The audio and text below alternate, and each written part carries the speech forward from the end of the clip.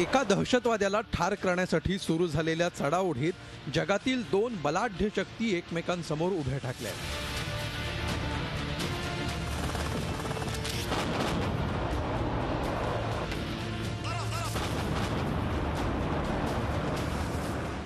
सिरियात ISIS विरोधात Putin यांनी युद्ध पुकारलंय.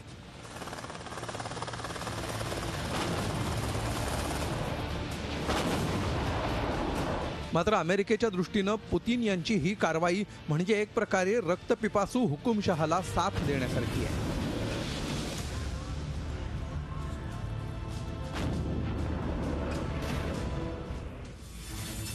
तर व्लादिमीर पुतीन यांच्या दृष्टीनं या कारवाईमुळे अमेरिकेचा पर्दाफाश होणार आहे. सिरियामध्ये पेटणार तिसरं महायुद्ध. रशिया अमेरिका संघर्ष पेटला. दोन महासत्ता आमने सामने. जग महायुद्धाच्या उंबरठ्यावर. Bureau report, Zee media, Mumbai.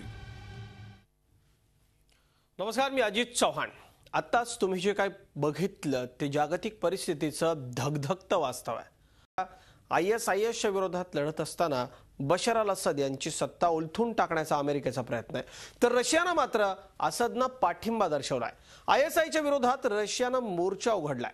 त्यामुळं असदच्या मुद्द्यावरून अमेरिका आणि रशिया हे दोघंही आमने सामने आहेत. त्यामुळं सिरियात तिसऱ्या महायुद्धाची ठिणगी तर पडणार नाही ना, अशी भीती व्यक्त केली जाते. आणि यावरच आहे आमचा आजचा हा खास कार्यक्रम, महायुद्धाच्या उंबरठ्यावर.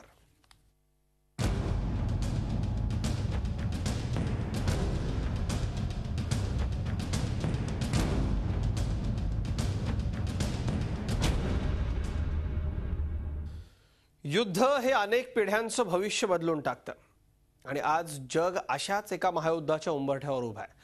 खरं तर या महायुद्धाची भविष्यवाणी अनेक वेळा करण्यात आली, पण आता जगातली दोन बलाढ्य राष्ट्र अमेरिका आणि रशिया ही एकमेकांसमोर उभी ठाकली आहेत. याला निमित्त ठरलंय ते सिरियामधल्या ISISच्या विरोधातल्या लढ्याचं.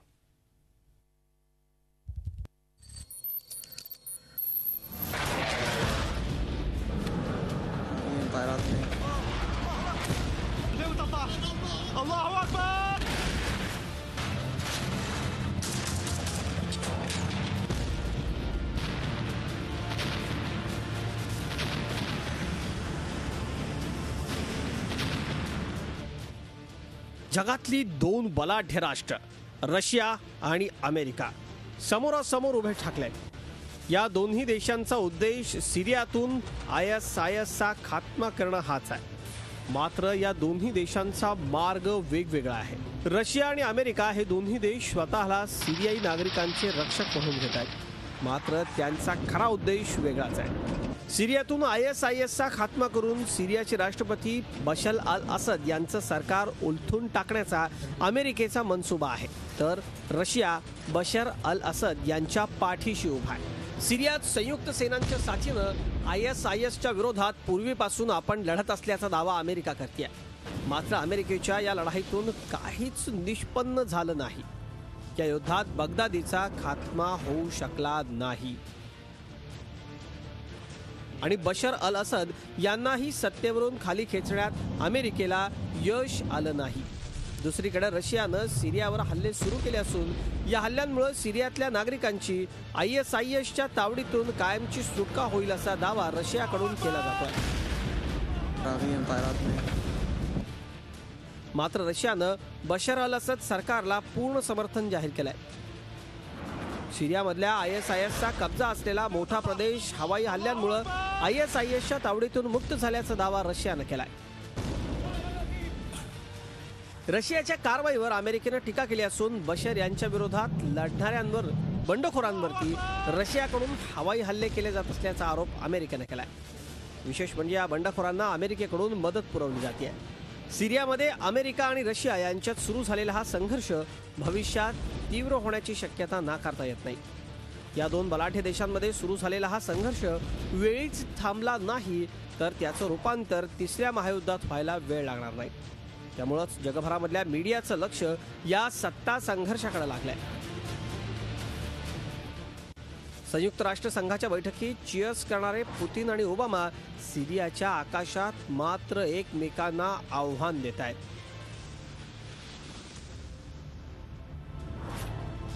बऱ्याच कालावधीपासून सिरियामध्ये ISISच्या विरोधात अमेरिका लढतीये.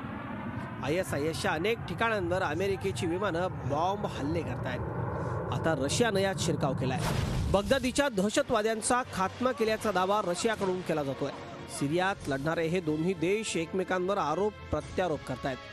सिरियात ISISला ताकद देण्याचं काम अमेरिकेनं केलं असून सुन्नी समर्थकांच्या मदतीनं शिया बशर अल असद यांची सत्ता उखडून टाकण्याचा अमेरिकेचा डाव असल्याचा आरोप रशियाकडून केला जातोय. Помогал вооружать людей, которые в Сирии боролись с Асадом-то. Кто создавал благоприятный политический информационный климат, кто подталкивал к поставкам оружия. А вы чего, разве вы не понимаете, кто там воюет? Там воюют наемники. В основном. Вы знаете, что там платят деньги? И они воюют там, где платят больше.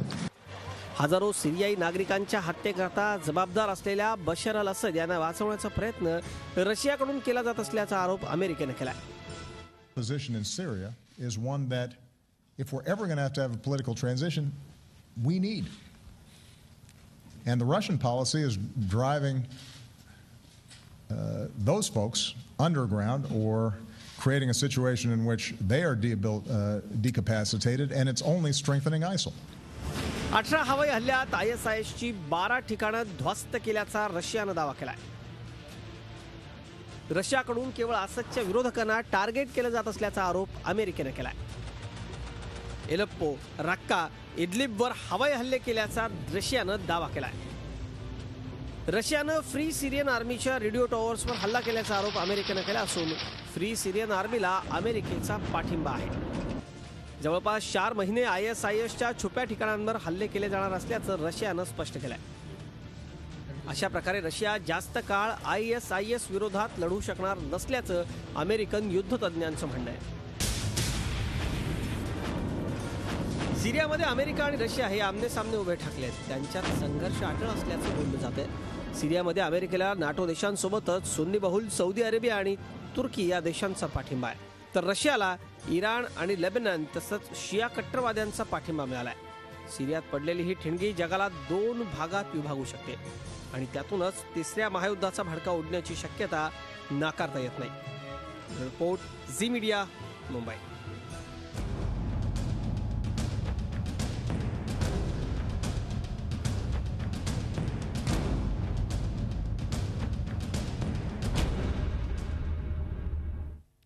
सध्या सिरियामध्ये अमेरिका आणि रशिया हे दोन्ही देश ISISच्या विरोधामध्ये लढत आहेत. मात्र दोघांचा उद्देश आणि पद्धत वेगवेगळी आणि त्यामुळेच हे 2 देश एकमेकांसमोर आलेत.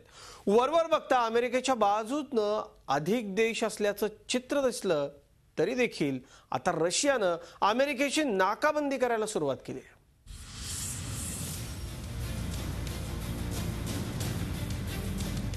सिरियात इसिस विरुद्ध लढत असल्याचा दावा अमेरिका आणि रशियाकडून केला जातोय.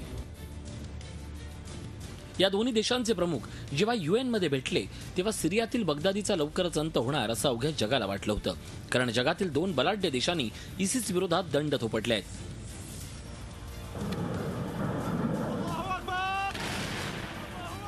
मात्र या भेटीनंतर चित्र काही वेगळंच होतं.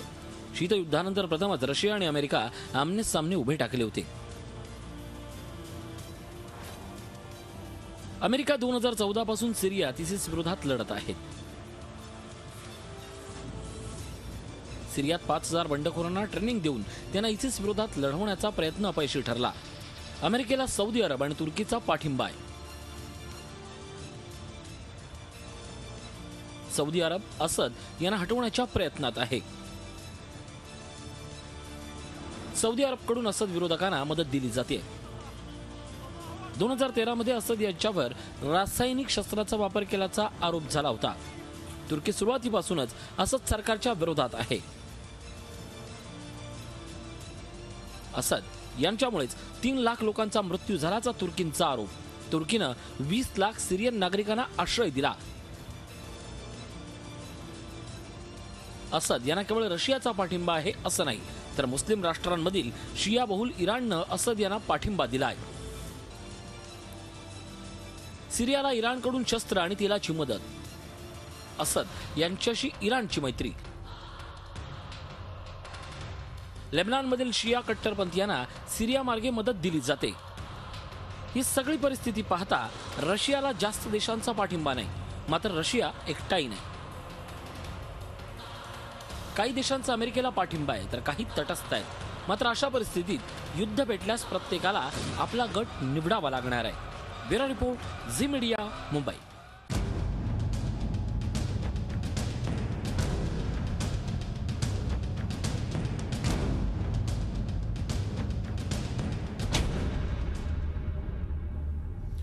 आज जगातल्या अनेक देशांमध्ये आपापसात वाद आहेत, त्यातून अनेक वेळा तणाव निर्माण होतो. पण ही सगळी परिस्थिती जगाला महायुद्धाच्या खाईत ढकलण्याकरता कारणीभूत ठरू शकते.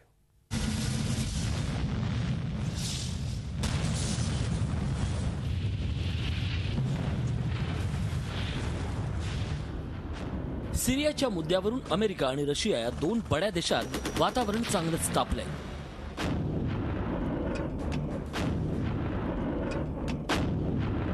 इसिसचा वाढता धोका,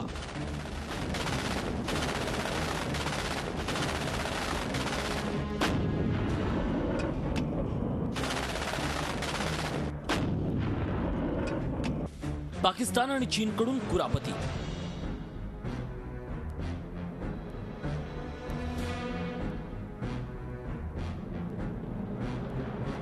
गाझापट्टीवरून पॅलेस्टाईन आणि इस्रायलमध्ये संघर्ष.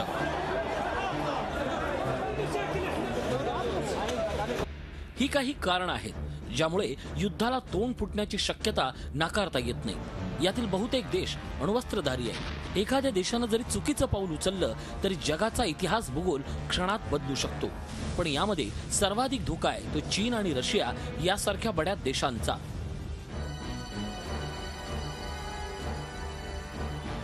चीन अमेरिकेला टक्कर देण्याचा प्रयत्न करते, मात्र आंतरराष्ट्रीय पातळीवर चीनला अमेरिकेशी टक्कर देण्याची संधी मिळत नाहीये.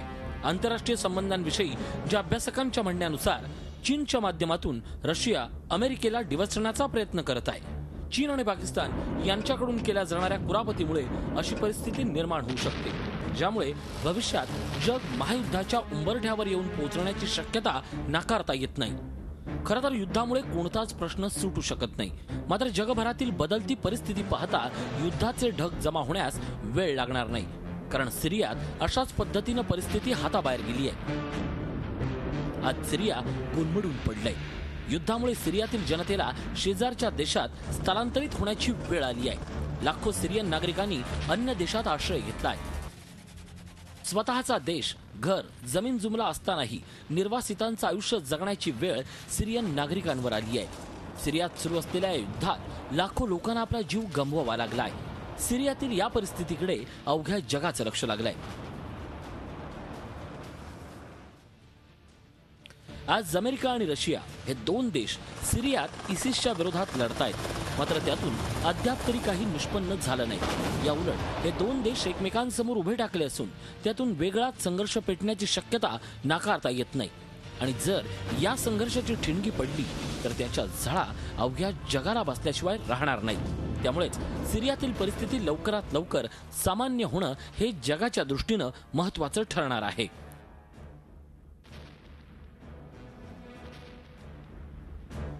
Bureau report, Zee media, Mumbai.